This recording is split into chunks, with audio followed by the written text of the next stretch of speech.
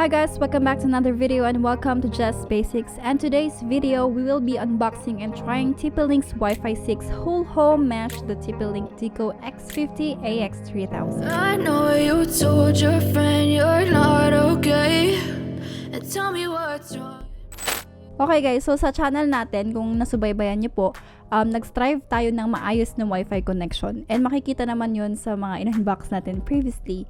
So, nag-unbox tayo ng AX23, AX1800 para maging maganda ang connection ko sa bahay. So, okay na yun. Mostly nasa kwarto lang naman ako, ganyan.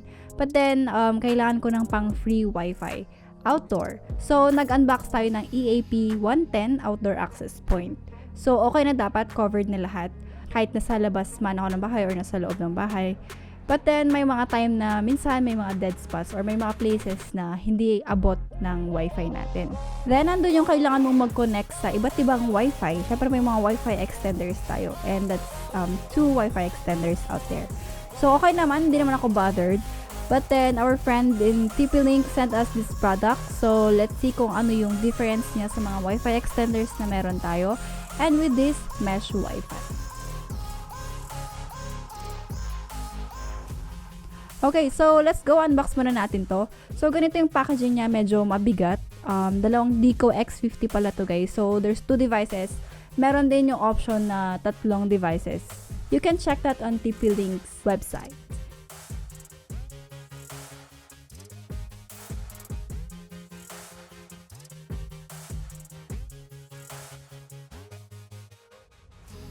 So ayan, so pagbukas natin, nandyan ang dalawang Deco tower and meron na rin siyang installation guide na napakadaling sundan. And cute size lang ito, X50 guys. Parang yung green packet na router ng Smart. Ganun lang siya kalaki.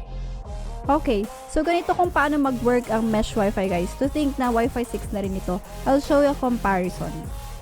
So like what I said earlier, Wi-Fi extenders may take some seconds or worst, a minute before siya mag-connect sa router na yun. Kung saan ang pinakamalapit of course. Or kung ano ang nade-detect ng phone or unit natin. Siyempre, i-detect pa niya and then magko-connect ka, magpa-password ka ulit if hindi siya naka-auto-connect, di ba? Wi-Fi extenders din kasi guys is habang lumalayo ay nababawasan din yung naibabatong speed ng main router natin. Versus this Wi-Fi 6 Deco X50 Mesh Wi-Fi, connected ka pa rin kahit saang sulok as long as nare-reach mo pa yung network and almost the same speed siya ng main router or ng IPS router natin. Well, ang aim talaga ng product na to guys is to lessen dead spots or yung mga walang signal ng Wi-Fi sa mga kasulok-sulukan ng place or ng bahay natin or some parts of our house. So for example, sa CR kung saan karamihan sa atin, dala-dala natin ang phone natin and naranasan ko kasi na walang signal sa CR namin using the default router ng internet provider which is most likely PLDT or conversion. Nasa 3 rooms din kasi ang pagitan before yung CR namin. But using this Deco X50, reachable pa siya and nakakakuha pa siya ng stable signal and talagang mabilis naman po. Same as kubo na hardinero namin which is parang sa kabilang bahay na rin siya guys. Nakakakuha pa sila ng 20 Mbps. Well, char lang yun guys, wala kaming hardinero. Pero meron kasing kubo somewhere out there. That's good thing na abot yung Wi-Fi kasi without the extenders, hindi talaga abot ng router yung place na yun. Anyway, with this Deco X50, solve na yung mga problema mo sa dead spots or dahil ang layo mo sa main router, ganyan, kaya ang bagal ng connection mo. Now, let me show you how I connect and set it up this Deco X50. Meron silang app na gagamitin to use this product.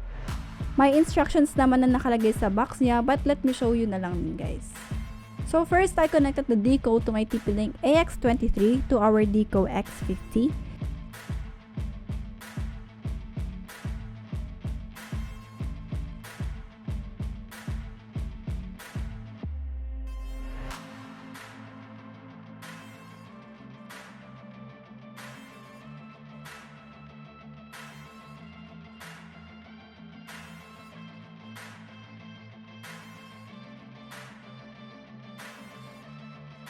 Inantay ko siya mag-boot up and then I use the QR code dito sa booklet para ma-install yung app.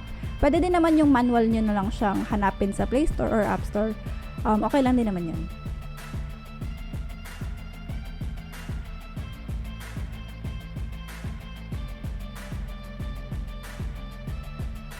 Then once na na-install mo na yung app, if may Tplink ID ka na, yun na po yung gagamitin nating pang login. Pero pag wala pa, kailangan natin mag-create ng account.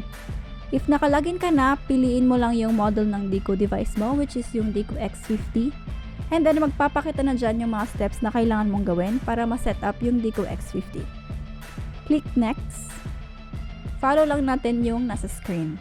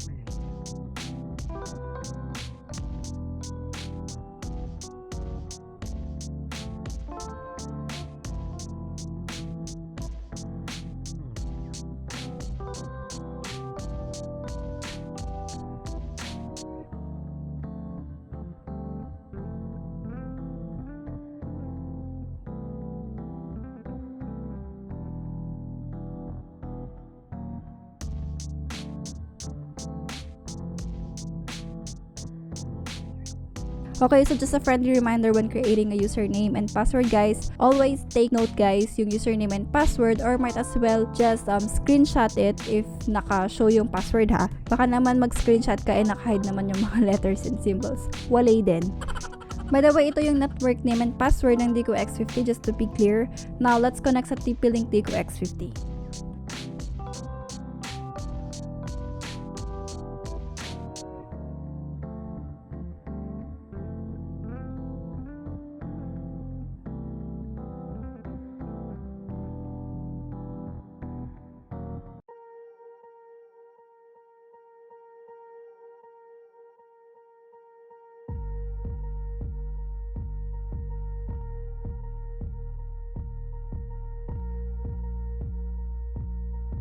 Ngayon naman, let's add the other deco device. So, nilagay natin siya first is doon sa Kubo House na sinasabi ko earlier. And then, nilipat namin siya dito sa living room na lang.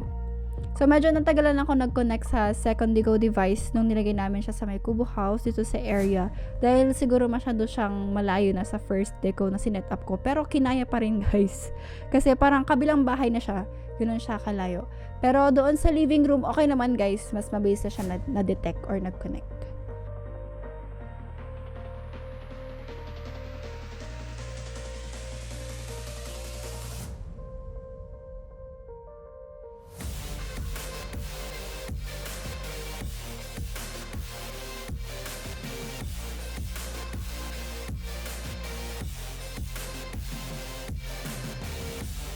Okay, so let's try to run a speed test. Ipapakita ko muna yung speed test dito sa Kubo House.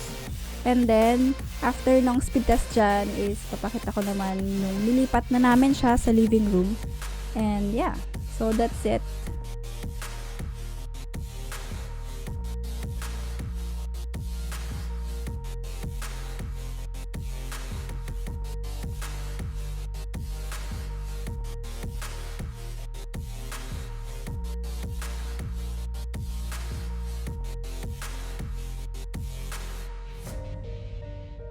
This is my first try of mesh Wi-Fi. I'm very satisfied kasi ang saya lang yung hindi ka na magre-reconnect kada lalayo ka sa main router mo or alis ka ng kwarto, reconnect or kukonect ka ulit sa mga Wi-Fi extender sa labas, ganyan. Kudos din pala sa apps ng Tplink. Very user-friendly siya and napakadali niya pong gamitin. Pag magko-connect ka or magsiset up and all, madali lang po siyang gamitin. I mean, nandun na lahat, guys. Change password, reset, and all. So, if you are looking for a device na hindi kayo magkakaproblema sa Wi-Fi connection or stability ng connection nyo from the main router, lalo na if maluwang yung bahay nyo, wow! May mga sulok or part-time bahay nyo na hindi abot ng internet, well, I definitely recommend Deco X50 WiFi6. If ever you wanna purchase this product, meron tayong link sa description box or dito sa taas. Click nyo lang yan, guys. That's free. Hindi yan scam, I promise. So, madadirect lang kayo sa shop ng Tplink. Alright, so that's it for today's video, guys. Thank you so much for watching. Kung hanggang dito ay nanonood ka pa, ayan, mag-subscribe ka na, like this video as a bonus for me as well. Comment down if you have any questions or clarifications about this video or any video suggestions as well, and I'll read that. Anyway, thank you so much for watching and see you again on my next video. Bye.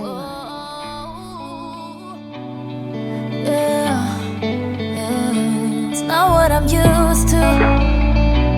Feeling like it. It's probably too new. 'Cause I keep turning.